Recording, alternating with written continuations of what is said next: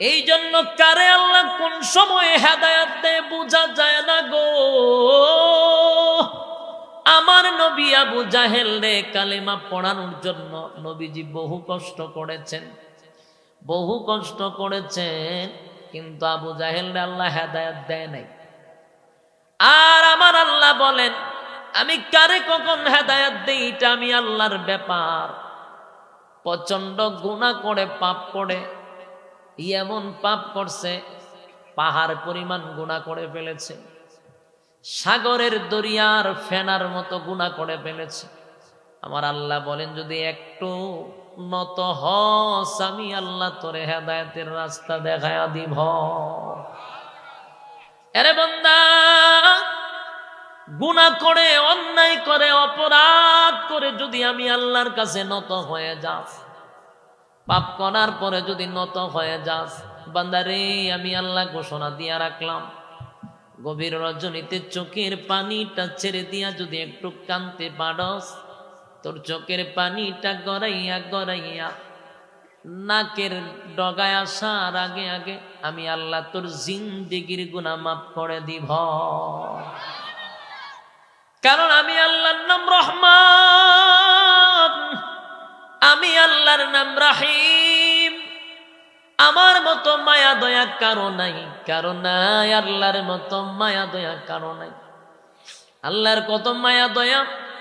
আরে যুবক ভাই, আল্লাহর কত মায়া দয়া আমি আপনাদের সামনে একটা ঘটনা তুলে ধরতেছি বোঝানোর জন্য। বুঝতে পারবেন আমার আল্লাহর যে কত দয়া মায়া। বন্দা যদি আল্লাহর কাছে নত হয়ে যায়, আমার আল্লাহ যে গুনাহ পাহাড় পরিমাণ করলো মাফ করে, তার একটা দৃষ্টান্ত শুনেন। তাও কোনো গিচ্ছা কাহিনী না, নবীর জামানার একজন সাহাবীর ঘটনা। এত বড় পাপ করার পরে, এত বড় গুনাহ করার পরে আমার আল্লাহ তারে জান্নাতের মেহমান বানায়া দিছে। এমন গুনাহ যা আপনারাও করেন নাই। এত বড় গুনাহ করছে, তারপর আমার আল্লাহর কাছে নত হয়ে যাওয়ার কারণে আমার আল্লাহ জান্নাত দিছে না, শুধু জান্নাতের উচ্চ মাকাম দান করছে। একজন সাহাবী আল্লাহর নবীর কাছে এসে কালেমা পয়রা মুসলমান হইছে। নবী তারে কালেমা পড়ায়া দিছে, কালেমা পয়রা সে মুসলমান হয়ে গেল। কালেমাটা পড়ার পরেই এখন নবীর সামনে দাঁড়াইয়া চোখের পানি গুলা ছেড়ে দিয়া কান্দে। কান্না যত সময় যায় খালি বাড়ে, যত সময় যায় গো কান্না তত খালি বাড়তেছে। এক সময় কানতে কানতে কানতে বেহুশ হয়ে যাচ্ছে। আমার নবী ডাক দিয়ে আমার সাহাবী, আমি কি তোরে জোর কইরা কালিমা পড়াইছি? আমার কোন সাহাবী তোমার জোর কইরা কালিমা পড়াইছে? বলে না। কান্দোস কা? না, বাপ দাদার ধর্ম ছেড়ে দিয়েছো সেই জন্য ব্যথা লাগছে কান্দস। না গো নবী, আমি স্বইচ্ছায় আপনার কাছে এসে কালিমা পয়রা ঈমান আনছি। আমি আমার বাপ দাদার ধর্ম ছেড়ে দিয়েছি, এই জন্য কান্দিলাম। তাহলে কেন কান্দ? বলে নবী গো, আমি কান্দি আমি যে জীবনে যা পাপ করছি, যে গুনাহ করছি, আমার গুনার কথাগুলি স্মরণ হয়ে গেছে। আমি খুব চিন্তিত, আমার আল্লাহ কি আমার মতো গুনাহগারও মাফ করবে নাকি? আল্লাহর নবী বলেন, সাহাবী রে, আমার আল্লাহ বলেছেন যে একবার কালেমাটা ইখলাসের সাথে গ্রহণ করবে, আল্লাহ বলেন তার জিন্দেগির পিছনের সমস্ত গুনাহ মাফ করে দিব। শুধু তাই নয়, একটা নবজাতক শিশু মার গর্ভের থেকে আসার পরে যেইভাবে নিষ্পাপ হয়, আমি আল্লাহ তারে ঠিক ওইভাবে নিষ্পাপ বানায়া দেই। এই কথা শোনার পরও সাহাবী কাঁদতে কাঁদতে বেহুশ হয়ে যায়। ওগো নবীজি, আমি এমন একটা গুনাহ করছি। কেমনে গো? আপনি নবীর কাছে এমন গুনার কথাটা আমি তুলে ধরি? আল্লাহর নবী বলেন, তোমার কি আমার মালিকের কথা বিশ্বাস হয় না? বলে হ্যাঁ, অবশ্যই আল্লাহর কথা বিশ্বাস হয়, তাই তো আপনার কাছে এসে আমি ঈমান আনছি। কিন্তু নবী গো, আমার দিলে বুঝে না, আমার মনটায় বুঝে না। আমার দিলে বাইরা এত বড় গুনাহগারকে আল্লাহ কেমনে মাফ করে? আমার মতো গুনাহগার রে কেমনে আল্লাহ মাফ করবে? আমি এত বড় গুনাহ করছি, এই গুনাহ পৃথিবীর জমিনে কে করছে? এইভাবে ডুকরাইয়া কান্দে। আল্লাহর নবী বলেন, রে দাগিয়া, বল তুই কি গুনাহ করছস, আমার কাছে বল। নবী গো, আমি কেমনে বলি আমার এমন নিকৃষ্টতম কাজের কথা? আল্লাহর নবী বলেন, বল, আমি শুনি। এবার দাহিয়াতুল কলবি নামক একজন সাহাবী নবীর কাছে বলতেছে, নবী গো, আমার এই বয়সে আমি যত পাপ করেছি তার কোনো সীমা নাই। আমার ওই পাপের জন্য মন একবারও কান্দে না, কিন্তু একটা গুনাহ আমার এই ইসলাম ধর্ম গ্রহণ করাইছে। আমি আমার মনে শান্তি পাইছিলাম না। এর আগে অতীতে বহু গুনাহ করেছি, এমন গুনাহ আমি বহু করেছি, কোনোদিন ভিতরে দাক্ষা লাগে নাই। আমার অপরাধটা হলো, আমাদের যুগটা হলো জাহিলিয়াতের যুগ, ওই যুগটা হলো বর্বরের যুগ। এমন কোনো গুনাহ নাই মানুষ করত না, এমন কোনো খারাপ কাজ নাই তারা করত না। এর খারাপ কাজের তো একটা সিস্টেম আছে। এমন খারাপ কাজ করত, গর্ভবতী মাদেরকে ঘর থেকে টেনে এনে তাদেরকে দর্শন করত, তারপরে দুই পা গোড়ার দুই পায়ের সঙ্গে বেঁধে দিত, তারপরে পাগলা গোড়া ছেড়ে দিত। ওই গর্ভবতী মা গুলি প্রচন্ড বালির উপরে আছাড়তে আছাড়তে তার গর্ভের বাচ্চা পর্যন্ত প্রসব হইত এবং চিৎকার দিতে দিতে দুনিয়ার থেকে বিদায় হয়ে যেত। আর এগুলা দৃশ্য তারা দেখতো আর আনন্দ করতো না। হুজুবিল্লাহ। মানুষগুলোকে এইভাবে মারতো আর তারা আনন্দ ফুর্তি করত। এইভাবে মরলে তাদের মধ্যে আনন্দ লাগতো। কত বড় জাহেল, কত বড় খারাপ! গর্ভবতী মা চিৎকার দিত, বাঁচাও বাঁচাও বলে, গুড়ার পায়ের সঙ্গে পা বেঁধে দিছে। চিন্তা করেন, পাগলা গোড়া কি পরিমাণ দৌড়ে, আর দৌড়লে কি পরিমাণ অবস্থাটা হবে পেটে যদি মার বাচ্চা থাকে। এই মাটাকে যদি এইভাবে কষ্ট দেয়, তাদের কাছে বেশি আনন্দ লাগে। এগুলা এমন জাহেলিয়াতের যুগ ছিল, এমন খারাপ মানুষ ছিল। বলে, নবী গো, আমার যুগটা এমন, ওই যুগে কোনো মহিলা, কোনো কন্যা সন্তান তারা বরদাস্তি করতে পারতো না। কন্যা সন্তান যদি জন্ম হয়, সাথে সাথে তারে গলা টিপে হত্যা করবা। আর যদি ছেলে সন্তান হয়, তারে জীবিত রাখবা। এটা আমার আবদার, এটা আমার আদেশ। এই কথা বলে আমি চলে গেলাম সিরিয়ায় ব্যবসার জন্য। আগে নবীজি ব্যবসা থেকে প্রায় আমি 6 থেকে 7 বছর পরে আমার বাড়ি ফিরলাম। বাড়িতে ঢুকেই তাকায়া দেখি 6 বছরের একটা সুন্দর, এত সুন্দর চেহারার একটা কন্যা সন্তান দাঁড়িয়ে আছে। এত সুন্দর চেহারা, চোখগুলি বড় বড়, গুলগাল চেহারা। আমি দেখি অবাক হয়ে গেলাম, এত সুন্দর মেয়ে। আমার বিবিরে জিজ্ঞাসা করলাম, পানের বিবিরে, মেয়েটা কার? বিবি আমারে বলতে চাইল না, বলল, প্রাণের স্বামী, বহু দূর থেকে আপনি আসছেন সফর করে, অনেক দিন পরে দেশে ফিরছেন। আগে ফ্রেশ হন, তারপরে খাবার খান, তারপরে আপনাকে জানাবো। আগে নবীজি, আমার ভিতরে কিন্তু ধাক্কা মারছে, এই মেয়েটা মনে হয় আমার মেয়ে হবে। আমি গোসল টোসল করে খানা খেয়ে রেস্টে যাওয়ার পরে আমার বিবি আমাকে বলল, প্রাণের স্বামী গো, জীবনে কোনো দিন আপনার কাছে কোনো আবদার আমি করি নাই, কোনো আবদার আপনার কাছে করি নাই। আজকে আমার একটা আবদার, আমি কোনোদিন আপনার কাছে কোনো কিছু চাই না। আজকে আপনার কাছে আমার এই শিশুর প্রাণ ভিক্ষাটা আপনার কাছে চাই। এটা আপনার আমার সন্তান। আপনার আদেশ অনুযায়ী ওই মেয়েটাকে মারার কথা ছিল, কিন্তু আমি তো একটা মা, মা কোনোদিন সন্তানকে হত্যা করতে পারে না। মা যদি সন্তানটা কানা হয়, ল্যাংড়া হয়, প্রতিবন্ধী হয়, মা কিন্তু সন্তানকে মারতে পারে না। দেখবেন আর ওই সন্তানটার জন্য মসজিদ মাদ্রাসাতে টাকা দেয় হায়াত বাড়ার জন্য। কথা হয় না? আরে স্বামী, এটা তো আমার সন্তান, কেমনে গো আমি মা হইয়া নিজের হাতে আমার সন্তানটারে হত্যা করব? পারলাম না। তাই আমার মেয়েটারে আমি লালন পালন করেছি, যত্নের সাথে বড় করেছি। আপনি তাকায়া দেখেন আমার মেয়েটা হুবহু আপনার মতো হয়েছে। আপনার চেহারা, আপনার সুরত সব আমার মেয়ে পেয়েছে। আপনার দেখলে মায়া লাগবে, এই জন্য মেয়েটার আমি মারি নাই। মেয়েটা এখন কথা বলতে পারে। আর মা মেয়েটারে শিখাইয়া দিল, তোমার আব্বু আসছে, কথা বলো। মেয়েটা দৌড়াইয়া আব্বু আব্বু বলে গিয়া জড়াইয়া ধরছে রে। আব্বু আব্বু বলে জড়াইয়া ধরছে।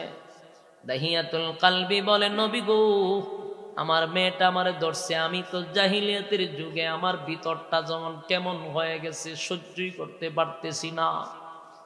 কারণ আমি মেয়ে সন্তান, কন্যা সন্তান সমাজে কেউ গ্রহণ করে না। বিবির মহব্বতে আমি কিছু বললাম না, কিন্তু মেয়েটা কতক্ষণ পড়ে পড়ে আমার কাছে আসে, আব্বু আব্বু বলে। তার এই মায়াবী ডাকগুলো আমার ভিতরে কোনো ব্যথা দেয় না, আরো হিংসার আগুন জ্বলে উঠে। এইভাবে কিছুদিন যেতে না যেতে আমি যখন বাজারে যাই বাজার করার জন্য, হাটে বাজারে গেলে মানুষ আমাকে অপবাদ দেয়, কন্যা সন্তান জন্ম দিছ, তোমারে আমরা সমাজ থেকে বরখাস্ত করব। কন্যা সন্তানের বাবা, তুমি আমাদের বাজারে আসবা না। এমন অপবাদ দেওয়ার পরে ভিতরে আমার হিংসার আগুন জ্বলে উঠল। এই মেয়েকে তো বাঁচায় রাখা যাবে না। এখন নবীজি, বহুদিন ধরে আমি চেষ্টা করলাম আমার মেয়েটাকে দুনিয়ার থেকে কিভাবে সরায় দেওয়া যায়। একদিন আমি আমার বিবিকে বললাম, বিবি, আমার মেয়েটারে সুন্দর করে সাজায়া দাও, সুন্দর নতুন কাপড় পরিধান করায়া দাও, আমি তারে লইয়া আমি তোমার বাবার বাড়িতে ঘুরে আসি। মহিলাটা ডাক দিয়ে বলে, প্রাণের স্বামী গো, তুমি যদি আমার বাবার বাড়িতে যাও আমারে লইয়া যাও। না রে বিবি, তোমারে লইয়া যাব না, সন্তানটারে সুন্দর করে সাজায়া দাও, আমি তারে লইয়া একটু শ্বশুর বাড়ি ঘুরে আসি। মহিলা মনে করছে বাবাই তো আদরি করে, বাবাই তো মহব্বত করে। বাবার সঙ্গে সুন্দর কাপড় পরিধান করে গোসল করাইয়া কাপড় পরাইয়া সাজাইয়া গুজাইয়া বাবার সঙ্গে মেয়েকে তুলে দিল। বাবা আমার সামনে খুলে করে কিছু দূর যাওয়ার পরে কোল থেকে লামাইয়া হাঁটাইয়া হাঁটাইয়া মরুভূমি দিয়া হাঁটাইয়া নিচ্ছে। কিছু দূর যাওয়ার পরে ভুল রাস্তায় ঢুকে একটা জঙ্গলের ভিতরে ঢুকে গেল। মেয়েটা ডাক দিয়া বলে, বাবা, এই রাস্তা নানার বাড়ির রাস্তা না গো, আমি আমার মার সঙ্গে বহুবার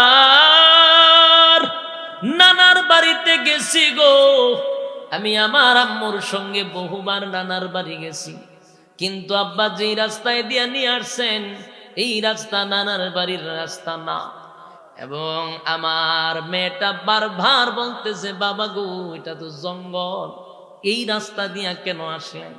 আবার নবীজি, আমার মেয়েটাকে আমি বললাম, মা গো, এই রাস্তাটা খুব শর্টকাটে যাওয়া যায়, তাই তোমারে জঙ্গল দিয়ে আনছি। কিছুক্ষণ দূর যাওয়ার পরে মেয়েটাকে এক জায়গায় বসাইয়া আমি এক জায়গার থেকে কোদাল আর একটা টুকরি বাহির করে মাটি সরাইতে লাগলাম, গর্ত খনন করতে লাগলাম। মাটি সরাইতেছি, আমি বিশাল একটা গর্ত করতেছি। আমার মেয়েটা ডাক দিয়া বলে, বাবা, এই জঙ্গলের ভিতরে তুমি এত কষ্ট করে প্রচন্ড রৌদ্রে এই গর্ত খনন করার কি দরকার ছিল? তোমার যদি গর্তের প্রয়োজন হয় তুমি কাজের লোক নিয়ে আসতা, প্রচন্ড রৌদ্রের মধ্যে এত কষ্টটা কেন করতেছ? নবীজি, আমার শরীরে ধুলাবালি পড়ে আমার মেয়েটা নিজের হাত দিয়া পরিষ্কার করতেছে। আমার দাড়ির মধ্যে ময়লা পড়ে পরিষ্কার করে, জামার মধ্যে ময়লা পড়ে পরিষ্কার করতেছে মেয়েটা নিজের হাত দিয়া। কিন্তু আমার ভিতরে মায়া লাগে না, আমার ভিতরে কোনো মায়া লাগে না। বারবার মেয়েটা আমাকে বলতেছে, আব্বু আপনি তো ঘেমে গেছেন, আপনার শরীর থেকে ঘাম বাহির হচ্ছে। বাবা গো, শরীরের ঘামগুলি পড়তেছে। ওগো আল্লাহর পয়গম্বর, আমার মেয়ের নিজের কাপড় দিয়া আমার শরীরের ঘামগুলি মুছে দেয়, এরপরও আমার মায়া লাগলো না, আমার দরদ লাগলো না। গর্ত যখন পুরাটাই শেষ হয়ে গেল, এবার আমি পিছন দিকে গিয়া আমার মেয়ের দুইটা হাত আমি রশি দিয়া বাঁধতে শুরু করলাম। এবার আমার মেয়ে এতক্ষণে বুঝতে পেরেছে গর্ত কার জন্য আমি করেছি। একটা চিৎকার দিয়ে বলে, বাবা গো, আমি এখন বুঝতে পেরেছি এই জঙ্গলের ভিতরে তুমি আমারে কেন আনছ। আমি এখন বুঝতে পেরেছি ও বাবা, আমি জানি এলাকার মানুষ কন্যা সন্তান সহ্য করতে পারে না। বাবা গো, আমার তো কোনো অপরাধ নাই, আমার তো কোনো অপরাধ নাই। আমার একটাই অপরাধ, তোমারে বাবা বলে ডাকি, এটাই আমার সবচেয়ে বড় অপরাধ। আমি তোমার কাছে ওয়াদা করলাম, তুমি আমারে প্রাণ ভিক্ষা দাও, জিন্দেগিতে আর কোনোদিন বাবা বলে ডাকবো না। আমি তোমারে কোনোদিন আব্বু বলে ডাকবো না, আব্বু বলে কোনোদিন ডাকবো না। ও বাবা, আমারে নির্জনে তুমি এই মাটির মধ্যে চাপা দিয়া মাইরো না, আমার মা সহ্য করতে পারবে না। আমি তোমার কাছে ওয়াদা করলাম, এই মুহূর্তে আমাকে ছেড়ে দাও, আমার দুইটা চোখ যেদিকে যায় আমি সেই দিকেই চলে যাব, আর কোনোদিন তোমার সামনে দাঁড়াবো না, তোমারে আব্বু বলে কোনোদিন ডাক দিব না। মেয়েটা চোখের পানি ছেড়ে দিয়া কাঁদলে আমার মায়া লাগে না। আমি আমার মেয়ের দুইটা পা বেঁধে দিলাম, মুরগের মতো চারটায় আমার মেয়েটা বাঁচার জন্য। আমি মেয়ের ওই দিকে তাকাইলাম না, বারবার বলতেছে, আব্বু গো, আমি কি অপরাধ করছি? আমার কোনো অপরাধ নাই, এই নির্জনে তুমি আমারে মাইরো না আব্বু, আমারে মাইরো না, আমারে মাইরো না। ওগো নবীজি, আমি আমার মেয়ের কান্নার দিকে তাকাইলাম না, একবার আমার দিলটা নরম হইল না। আমি আমার মেয়েটারে কুলে করে নিয়ে গর্তের মধ্যে ধাক্কা মেরে ফেলে দিলাম। মেয়েটা গর্তের নিচে পড়ে ডাক দিয়া বলে, আব্বু মাইরেন না,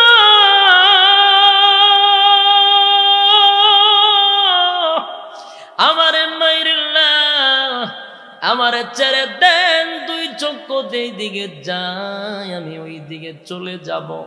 নবী গো, আমি পাথর দিয়ে আমার নিজের মেয়েটাকে আমি ঢিল মারতে লাগলাম।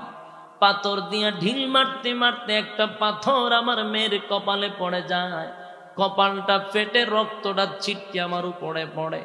তারপর আমার মায়া লাগে না, আমার কলিজাটা তো পাথরের মতো শক্ত, মায়া লাগে না। মেয়েটা কাঁদতে কাঁদতে বলে, আব্বু এখন আমাকে ছেড়ে দেন, আমারে মাইরেন না, আমারে মাইরেন না। আমি আমার মেয়ের দিকে তাকাইলাম না, মাটি দিয়ে বালু দিয়ে আমার মেয়েটাকে গর্তের ভিতরে আমি আস্তে আস্তে করে মাটি চাপা দিয়ে মেয়েটাকে পুরাটাই মাটির নিচে আমি দাফন করে দিলাম। ওগো নবীজি, আমি দেখতেছি মাটির নিচ থেকে যেন আওয়াজ আসতেছে, আব্বু আমারে মাইরেন না।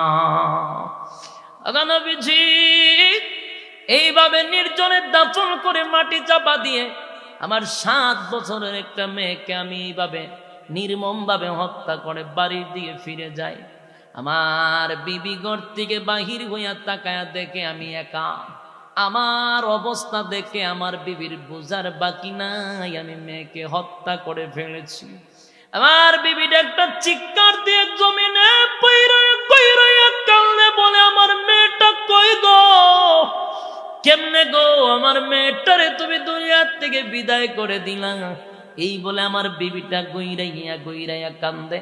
আমার বেবির মাথায় আর কাজ করে না, বেহুশ হয়ে জমিনে পড়ে গেছে, পাগলের মতো হয়ে গেছে।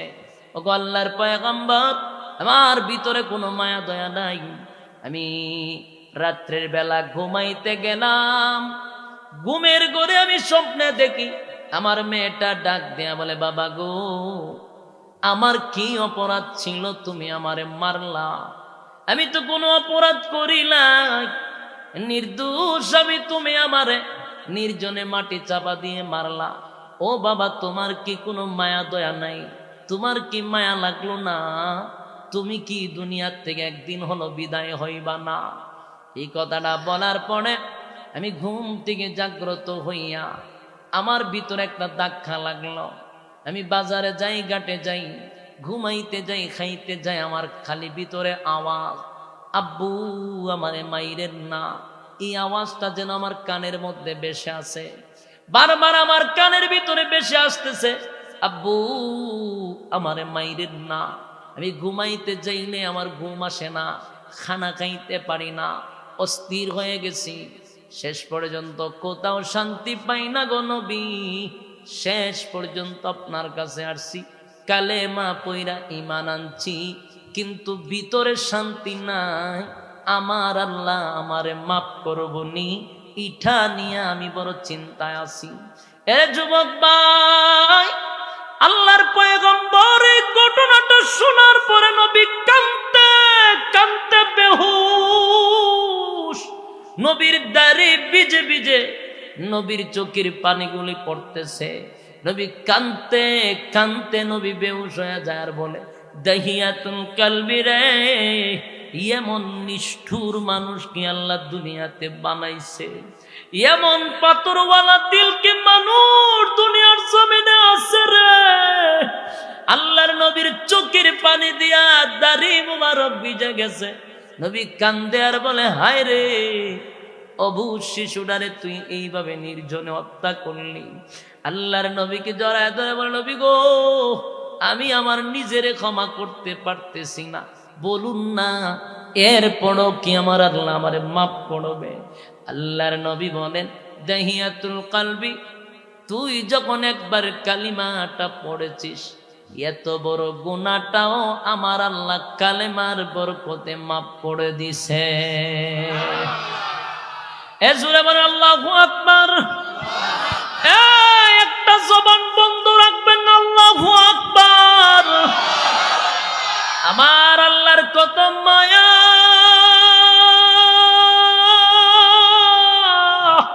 আমার আল্লাহর কত দয়া গো।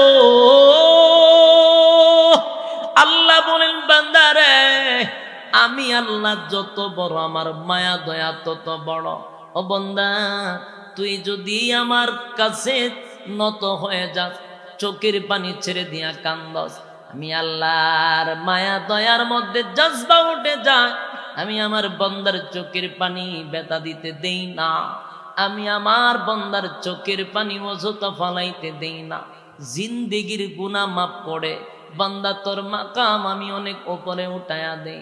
এ যুবক ভাই, এই গুনাহটা করার পরেও দাহিয়াতুল কলবির আল্লাহ মাফ করছে। কিন্তু তুমি আর আমি যদি আমার গুনার উপরে লজ্জিত হইয়া, শর্মিন্দা হইয়া যদি আল্লাহর দরবার নত হয়ে যায়, আমরা যদি আল্লাহর কাছে নত হয়ে বলি, মালিক গুনাহ করেছি, অন্যায় করেছি, অপরাধ করেছি, নিজের মাথায় নিজে কোরাল মেরেছি, নফসের উপরে জুলুম করেছি, শয়তানের ওয়াসওয়াসায় পড়ে গুনাহ করেছি, মালিক গো, আর জিন্দেগিতে কোনোদিন আমার দ্বারা এমন গুনাহ হবে না। আল্লাহ তুমি মাফ কইরা দাও।